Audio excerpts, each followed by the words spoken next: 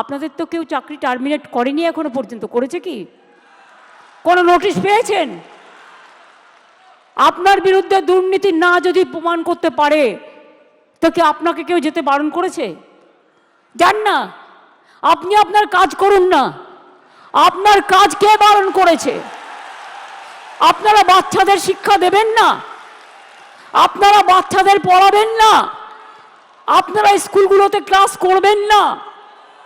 হ্যাঁ, তখন যদি সুপ্রিম ভলেন্টারিলি সার্ভিস কিন্তু সবাই দিতে পারে, সেখানে কিন্তু আটকাবার কোনো জায়গা নেই কারো। সেখানে কি করে আপনাদের চলবে? ধরুন ধরে নিলাম ওরা করলো না, বলল না হবে না,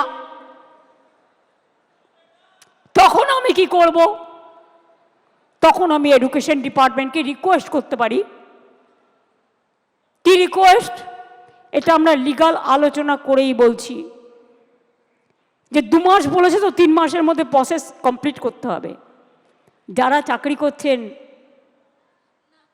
দাঁড়া আরে ভাই, আমি মাইনাসটা তো বলে রাখবো। ধরুন যদি না করে সুপ্রিম কোর্ট, তাহলেও মনে রাখবেন অল্টারনেটিভ যা করার আমরা করব, এবং সেক্ষেত্রে আপনারা যাতে আবার চাকরি ফিরে পান তার ব্যবস্থা প্রসেসের মধ্যে দিয়েই 2 মাসের মধ্যেই কমপ্লিট হবে, এবং আপনাদের চাকরি ব্রেক হবে না।